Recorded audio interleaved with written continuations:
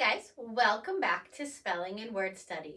My name is Mrs. Rhoades and I'm here to get you started on Unit 22, Long O Words with OA. Please take a second to gather your materials. You will need this red book. Open to page 137. You will also need some colorful pens, markers, or crayons. Remember, whatever I mark on my board, you should be marking on your page. Please save room for a key as well. All right, so we have been learning about long vowels. We know that there are 5 long vowel sounds. A says A, E says E, I says I, O says O, and U says oo or you. So far we've learned about long A and long E. We learned that we can make a long A sound by using the vowel teams AY or AI. We can make a long E by using the vowel teams EE or EA. Today we're moving on to long O. You'll notice that all of our words this week contain OA in the middle. When you put those 2 letters together, they usually make one sound, which is O. So to begin, I want to read our words. I'll say them, you repeat after me. As you do, use your ears to listen for that O sound and use your eyes to notice that OA pattern. All right, you ready? Here we go. Boat, coat, foam, goal, goat, load, moan, road, soak, soap. Good. All right, let's choose a color. And what I want you to do is either highlight or draw a box around the OA in boat and coat and foam. Notice where that OA is found, always in the middle of the word. We could find it at the beginning of a word like oat or oak, like an oak tree, but never at the end.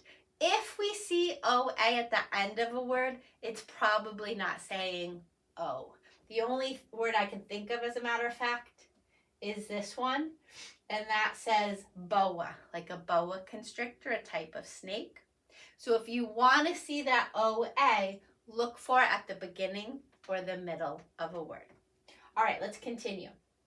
OA in goal and goat, load and moan, road and soak, and soap.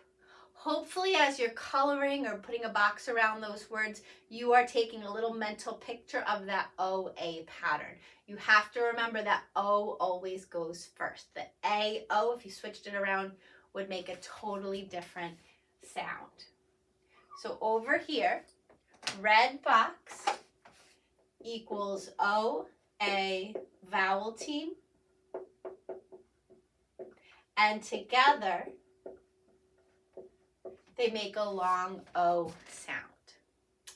All right, so the next thing I want to talk to you about is homophones. Do you remember what those are? 2 or 3 words that sound the same but are spelled differently and have different meanings. Can you spot a homophone on our list this week?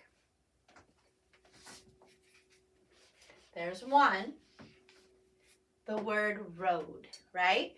This kind of road is something we drive on. We drive down the road. But there's another kind of road that's spelled like this. It's got a bossy E, making the O say its name. This word is the past tense for ride. Now I ride my bike. Yesterday I rode my bike.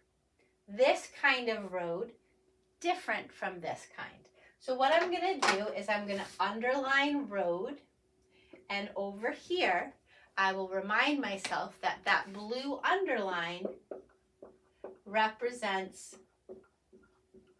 a homophone. road, road. They sound the same, but they're spelled differently and mean different things. All right, so what I want to do now is I want to go through our list and look for verbs. Remember, verbs are action words, things we can do, or animals can do, or cars can do, or the weather can do. So we can't boat and we can't coat. We can foam, like an animal that has rabies might start to foam at the mouth, right? So to foam is to make little bubbles, right? Sometimes when you press the soap dispenser, the stuff that comes out will foam, right? Or if you rub your hands together, the soap will foam up, it'll make bubbles. So I'm going to write foam equals make bubbles.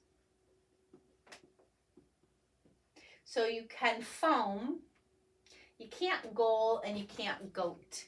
You can load, like you can load the dishwasher or load the trunk of your car.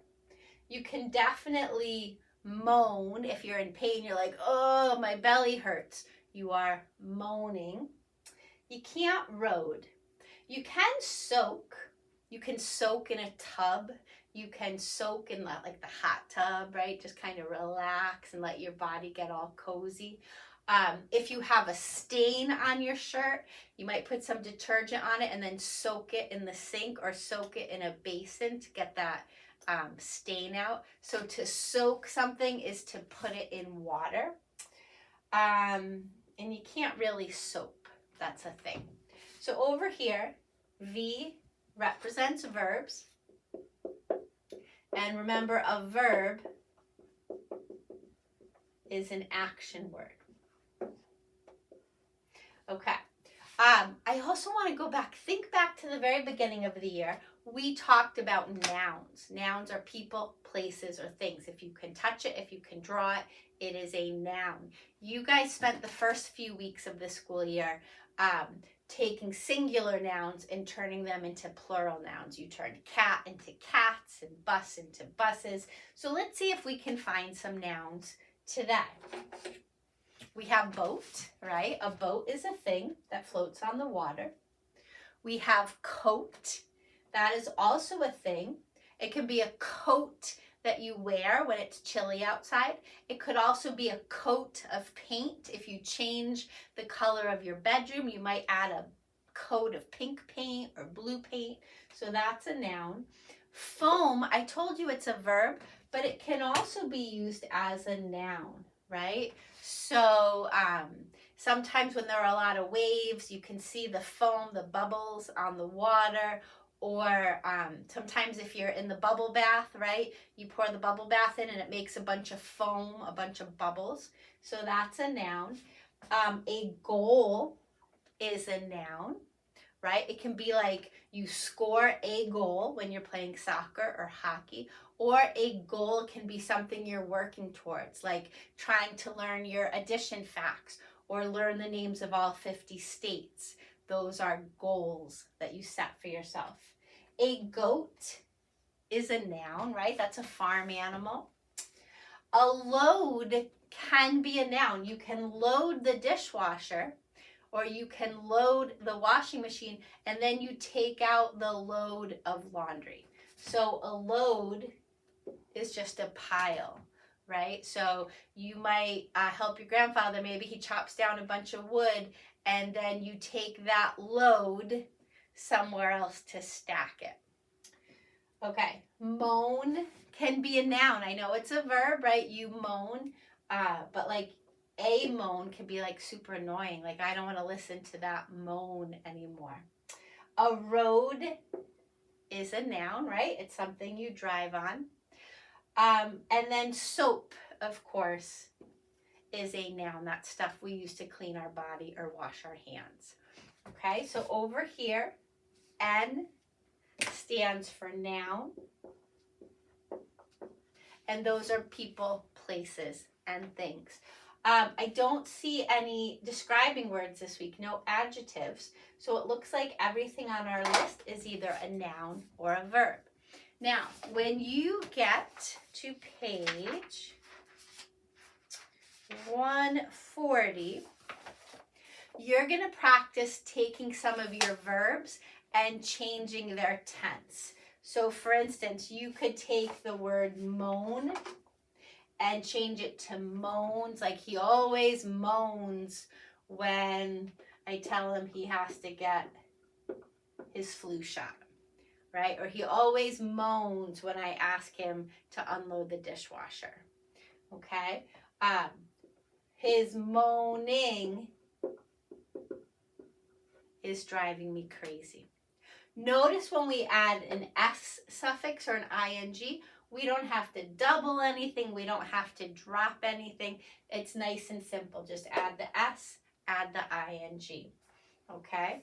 Same thing if you get to a word like soak. My mom soaks in the tub after a long day. She is soaking in the tub right now. We just add S or ing.